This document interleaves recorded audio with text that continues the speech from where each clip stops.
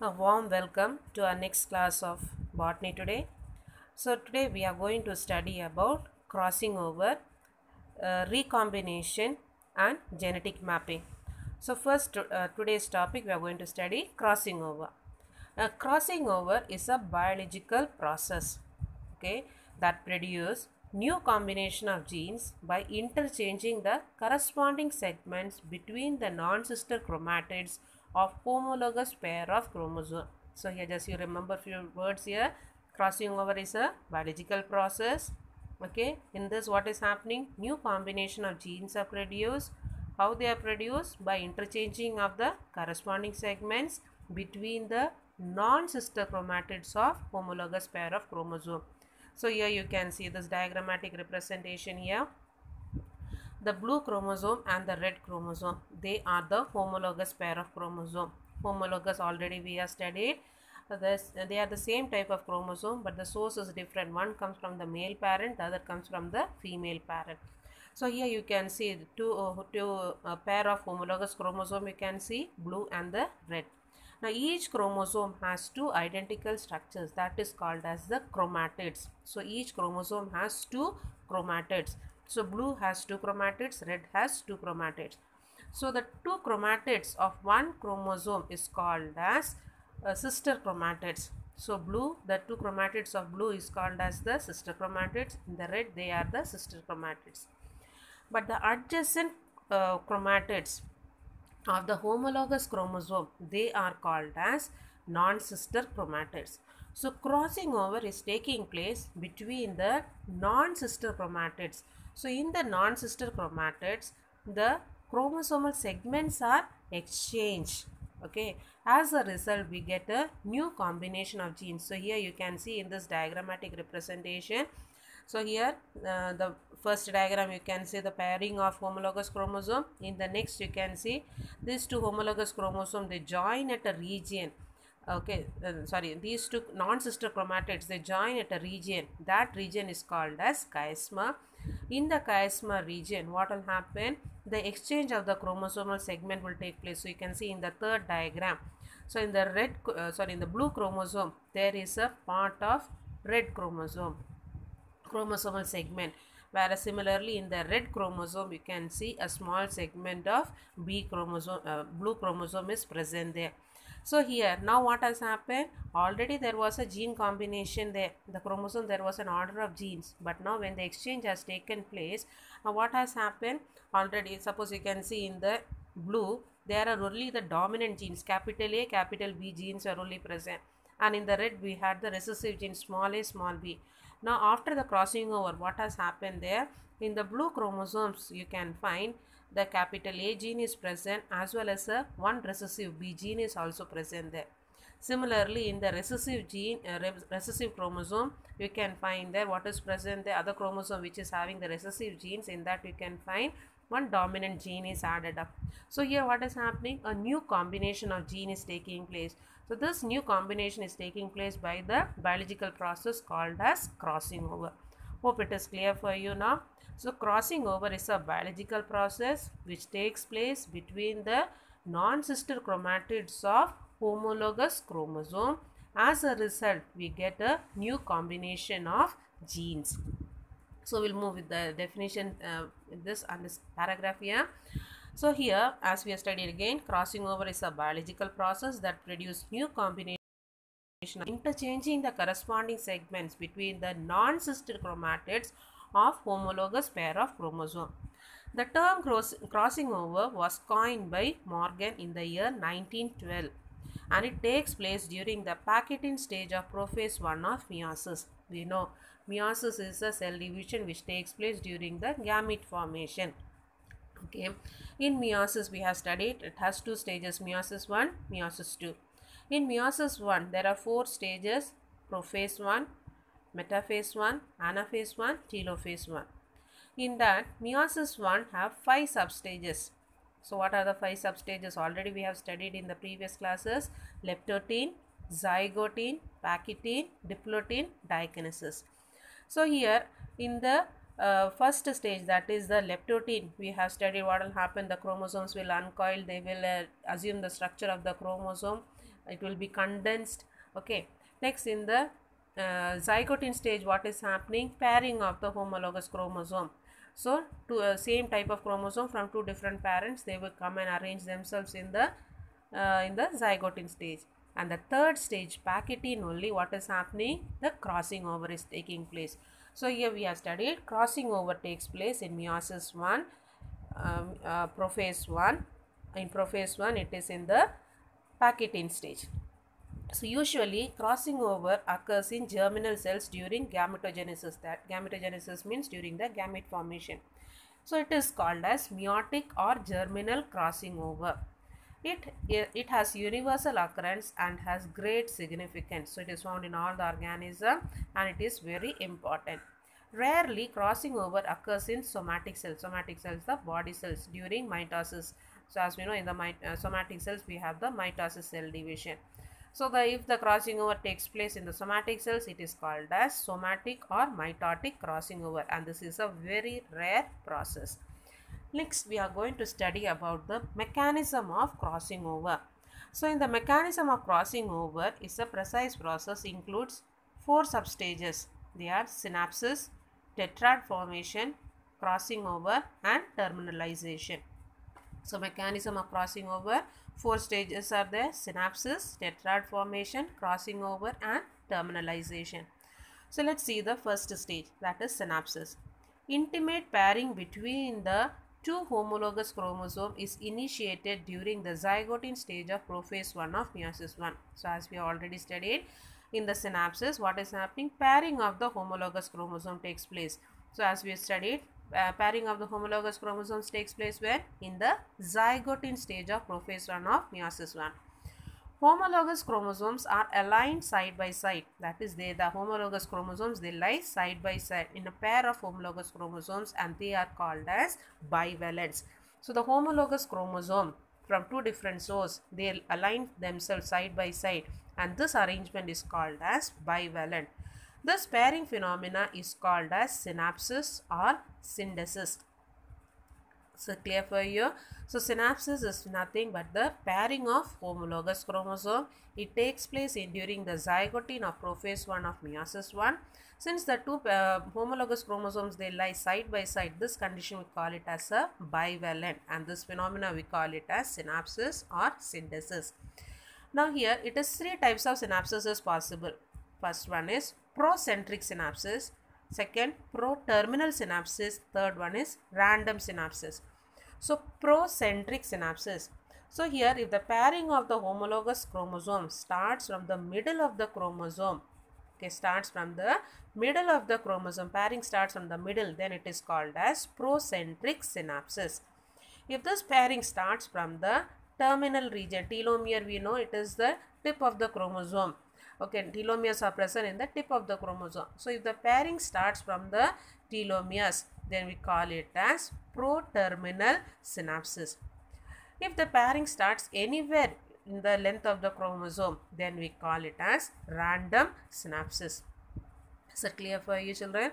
So again, synapsis is a pairing of homologous chromosome. So here we get a bivalent arrangement. Okay. So here this crossing over takes place, the synapsis takes place when? In the zygote stage of prophase 1 of meiosis 1.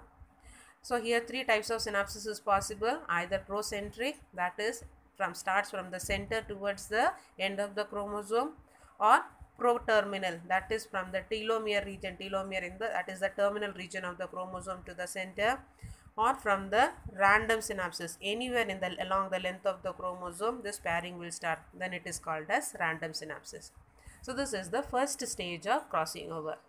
Second stage is the tetrad formation. So each homologous chromosome of a bivalent we have studied, that is the 2 homologous chromosomes from 2 different parents, they are present. So each homologous chromosome of a bivalent begin to form identical sister chromatids. As we studied during the cell division only, we can see the structure of the chromosome, that is the 2 chromatids is visible only at the time of cell division. So here now what is happening, this bivalent now appears having each homologous chromosome will show their sister chromatids, begins to form their sister chromatids. Okay, two identical sister chromatids which remain held together by a centromere. So two chromatids are joined by the centromere. At this stage, each bivalent has 4 chromatids. This stage is called as tetrad stage. Now already we have studied when the pairing is taking place, that arrangement we call it as the bivalent. So now each chromosome, they have 2 chromatids. So now altogether there are 4 chromatids are visible. So they are called as tetrad stage. And at this stage, each bivalent has 4 chromatids, and this stage is called as the tetrad stage. Is that clear for you, children? Next is the crossing over. So after tetrad formation, crossing over occurs in the Pachytene stage. The non-sister chromatids of homologous pair make a contact at one or more points. So here, this non-sister chromatids they can join at one region or more than that. So here these points of contact between the non-sister chromatids of homologous chromosomes, they are called as the chiasmata. So already we have studied the region where the two non-sister chromatids they join with each other. That region is called as the chiasmata. So in a homologous chromosome there can be one chiasmata or more than one chiasmata. So at chiasma, cross-shaped or X-shaped structures are formed where breaking and rejoining of the two chromatids occur. So in this chiasma region only, what will happen? The exchange of the chromosomal segment will take place. So for this exchange of chromosomal segment, what will happen? The chromatids they will cut, and after the exchange is over, again they will join with the chromatids. So here what will happen? The breaking and rejoining of the two chromatids occur. This results in a reciprocal exchange of equal and corresponding segments between them. So here equal exchange is taking place between the two non-sister chromatids. A recent study reveals that synapses and chiasma formation are facilitated by highly organized structure of filaments. They are called as synaptonemal complex. So this synaptonemal complex formation is absent in some species of male Drosophila, hence crossing over does not take place. So here it is said that is the synapses, the pairing and the chiasma formation is because of a structure of filaments. They are called as the synaptonemal complex. So the synaptonemal complex is not found in male Drosophila, so crossing over does not take place there. So here you can see, so we have studied the mechanism crossing over. 3 stages we have studied. First one synapses, second one tetrad, third one crossing over. So here you can see in this diagram now. So first one, in the prophase one of meiosis, you can see the non-sister chromatids of homologous chromosome. They are so lying side by side. So this arrangement they are called as tetrad. Now in the Pachytene stage of prophase one, you can see the non-sister chromatids they join at a region that is called the chiasma, and in this chiasma only the crossing over takes place. Next, after the crossing over, what will happen? The two chromosomal segments with the two chromatids with the new combination of genes, they will separate out. This process is called as terminalization. Okay, after the crossing over is over, so chiasma crossing over will take place. That is in the chiasma region, the breaking of the chromosomal segment, and after the exchange of the chromosomal segment, joining of the chromosomal segments will take place. So as a result, they will get a new combination. Now these two chromatids with the new combination of genes, they will separate out. That is called the last step. That is called as the terminalization. So here the last step of crossing over is terminalization. So after crossing over, the chiasma starts to move towards the terminal end of the chromatids. So what will happen? With the new segments of gene, the chiasma region, they will travel towards the end of the chromatids. This is known as the terminalization. As a result, complete separation of homologous chromosome occurs. So here as a result, we get two separate homologous chromosomes with the new combination of genes. So here we have studied about the mechanism of crossing over. So mechanism of crossing over takes place in 4 steps. First one is synapses, second one is tetrad formation, third is crossing over, and the fourth step is terminalization.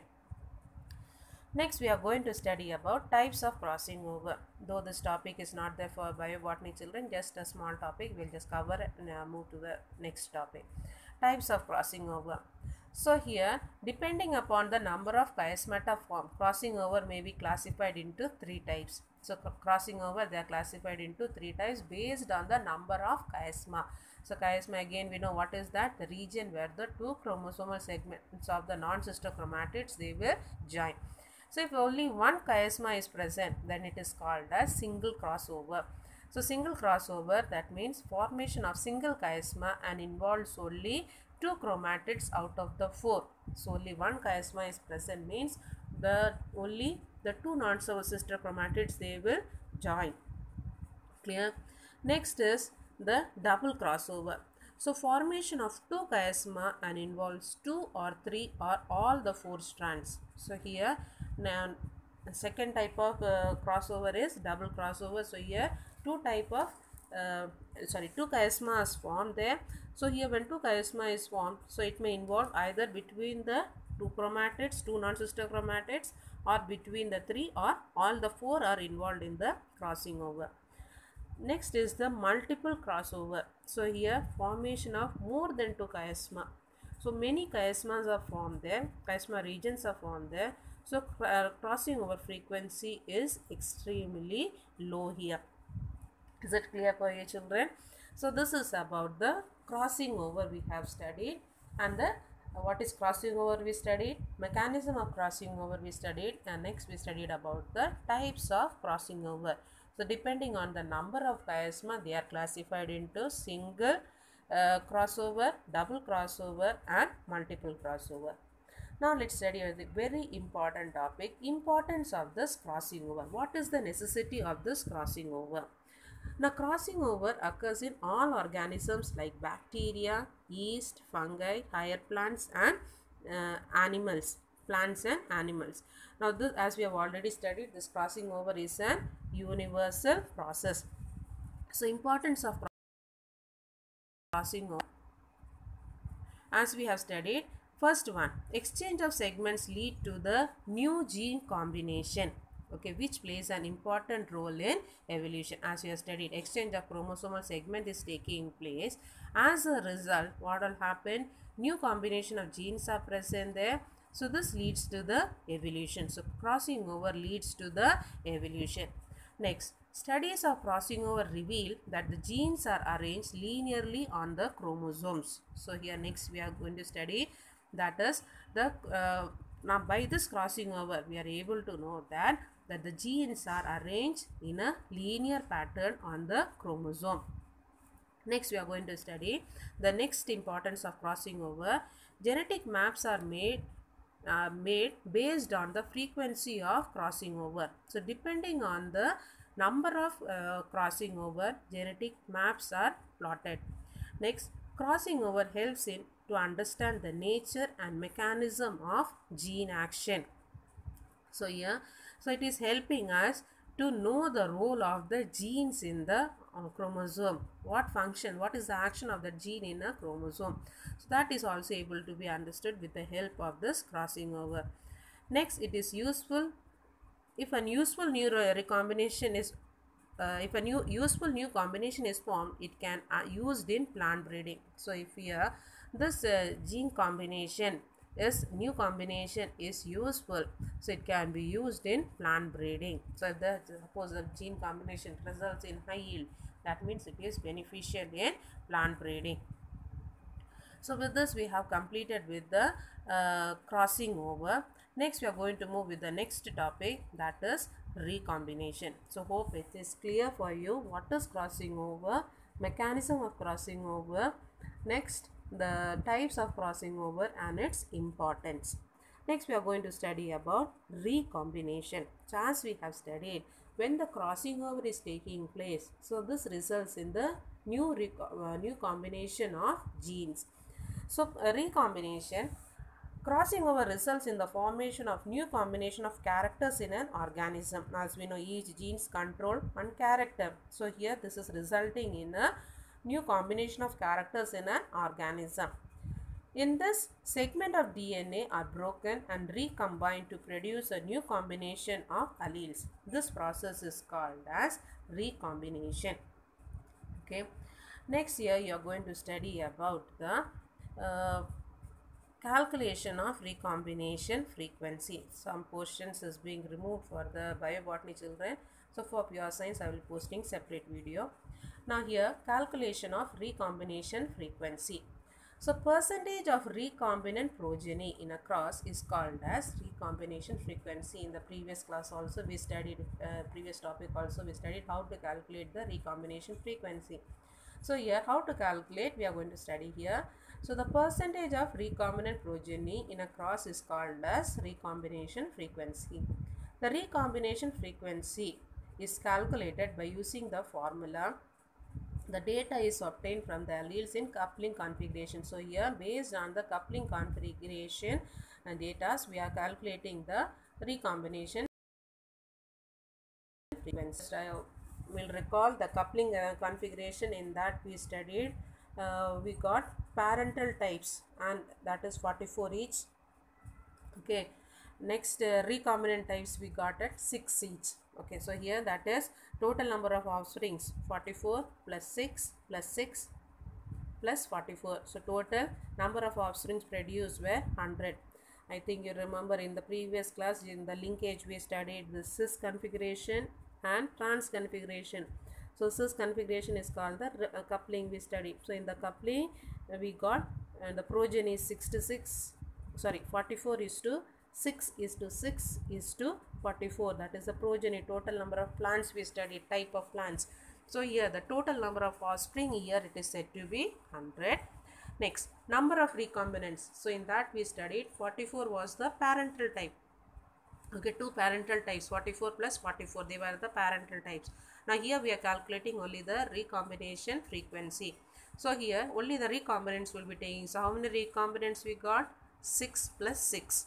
Okay, so 6 plus 6 divided by 44 plus 6 plus 6 plus 44 into 100. So from this we will get the recombination frequency. So the 12 divided by 100 into 100. So recombination frequency is found to be 12%.